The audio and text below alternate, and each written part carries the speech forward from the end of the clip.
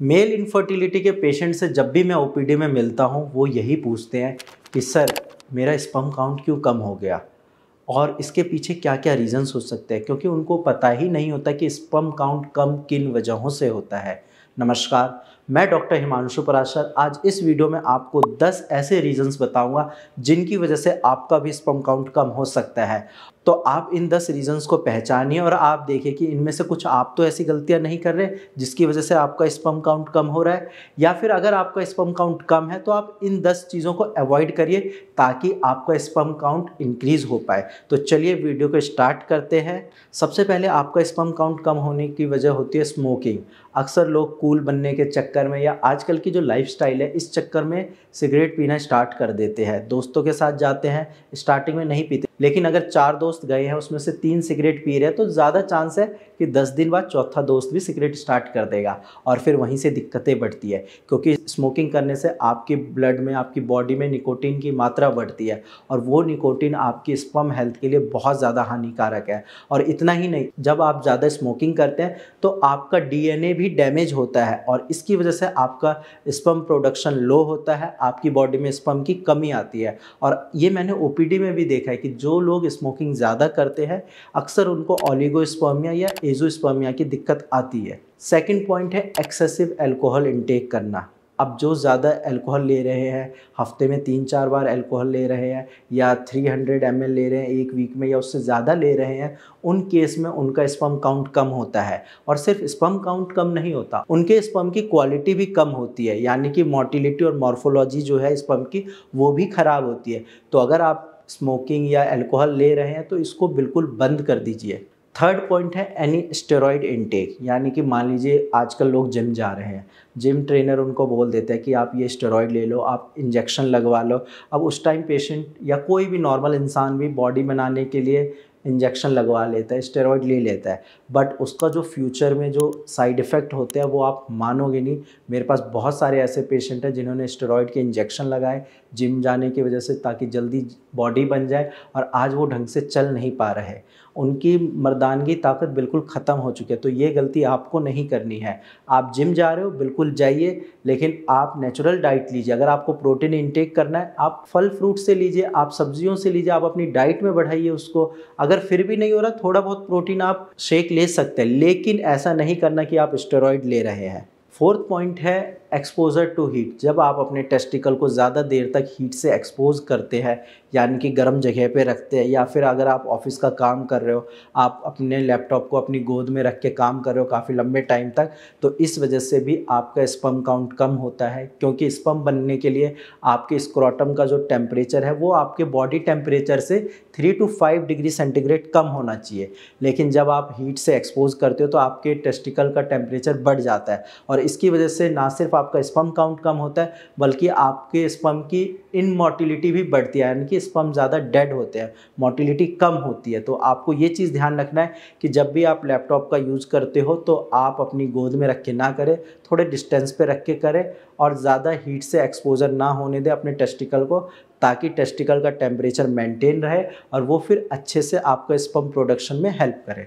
Fifth point है sedentary lifestyle. अक्सर लोग आजकल इतने ज़्यादा आलसी हो गए हैं कि ना तो वो योगा करते हैं ना एक्सरसाइज करते हैं, फिजिकल एक्टिविटी बिल्कुल ज़ीरो हो गई है। अब इस वजह से उनके बॉडी में हार्मोनल इम्बैलेंस हो जाता है और जब वो एक्सरसाइज योगा नहीं करते तो प्रॉपर ऑक्सीजन की कमी भी होती है बॉडी में, जिस वजह से टेस्टिकल को प्रॉपर न्यूट्रिशन नहीं मिल पाता और जब टेस्टिकल को न्यूट्रिशन नहीं मिलेगा तो स्पर्म काउंट कम होता है। तो इसीलिए आपको ध्यान रखना है कि आप रेगुलर एक्सरसाइज करें या खुली हवा में योगा कर लो।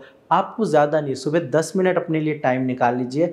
आप खुद देखोगे एक तो आपका माइंड फ्रेश होगा और इसके साथ साथ आपके स्पर्म की क्वालिटी और क्वांटिटी दोनों इंक्रीज़ होगी। सिक्स्थ पॉइंट है, अगर आप ज़्यादा चाय या कॉफ़ी पीते हैं, दिन में 4-5 गिलास चाय पी लिए या 4-5 कॉफ़ी पी ली, तो इसकी वजह से भी आपका स्पर्म काउंट कम होता है, क्योंकि कॉफ़ी और चाय में कैफ़ीन की मात्रा ज़्यादा होती है। अब हाई कैफ़ीन इंटेक की वजह से आपके स्पर्म की प्रोडक्शन में कमी आती है और आपके स्पर्म की क्वालिटी भी ख़राब होती है। इसीलिए आप कोशिश करो कि चाय की लत ना लगने दें। अगर आपको लत लग चुकी है तो भी आप उसकी क्वांटिटी को कम करिए, दिन में 1 कप चाय पीजिए, वो भी खाली पेट नहीं पीना है। और कोशिश करिए जितनी मात्रा कम हो सके आपके टी इंटेक की, उतना आपके लिए अच्छा है और आपके स्पर्म की हेल्थ के लिए भी अच्छा है। नेक्स्ट पॉइंट है क्रॉनिक स्ट्रेस। काफ़ी सारे पेशेंट आजकल ऐसे हैं, उनको ऑफिस की टेंशन होती है जब वो घर पे रहते हैं, और जब वो ऑफिस में रहते हैं उनको घर की टेंशन होती है, और इस टेंशन में वो अपनी हेल्थ का ध्यान रखना ही भूल जाते हैं। और अक्सर कई बार ये भी टेंशन रहती है कि मैंने काम समय पे नहीं किया, अपना प्रोजेक्ट समय पे रेडी नहीं किया, मेरे बॉस मुझे डांटेंगे, कहीं मेरे टीम लीडर मुझे कुछ ना बोल दे, और इस वजह से भी उनका स्पर्म काउंट कम होता है, क्योंकि स्ट्रेस लेने की वजह से उनकी बॉडी में कॉर्टिसोल का लेवल बढ़ जाता है, और जैसे ही कॉर्टिसोल का लेवल बढ़ता है उनका टेस्टोस्टेरोन लेवल कम हो जाता है, उनके मन ही नहीं करता उनका सेक्स करने का। और इन सारी चीज़ों की वजह से अगर आप ज़्यादा स्ट्रेस ले रहे हैं तो आपका डेफिनेटली स्पर्म काउंट भी कम होगा। तो आपको एक चीज़ का ध्यान रखना है कि स्ट्रेस नहीं लेना है, क्योंकि स्ट्रेस लेके भी काम नहीं होगा, मेरा ये मानना है। तो आप रिलैक्स होकर अपना काम करिए और समय पे कर लीजिए, ताकि स्ट्रेस लेने की ज़रूरत भी ना पड़े। इसके अलावा स्ट्रेस से ही रिलेटेड नेक्स्ट पॉइंट है प्रॉपर स्लीप।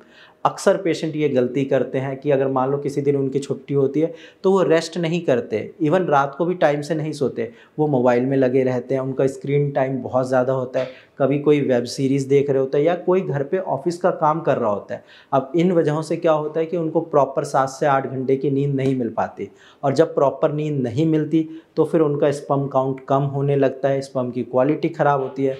इसीलिए आपको ध्यान रखना है कि आपको 7 से 8 घंटे की प्रॉपर नींद लेनी है। नेक्स्ट पॉइंट है एक्सेसिव मास्टरबेशन। अब ये बचपन की गलतियां बहुत सारे पेशेंट करते हैं, और ये खुल के बता भी नहीं पाते अपने घर पे कि मैंने बचपन में डेली 5 से 6 बार मास्टरबेशन किया है, यानी कि हस्तमैथुन करी है। अब अगर आप रेगुलर हस्तमैथुन करोगे तो स्पर्म आपकी बॉडी में एक लिमिटेड अमाउंट में ही सिक्रीट होता है, उसका जो प्रोडक्शन होता है एक काफ़ी लिमिटेड क्वांटिटी में होता है।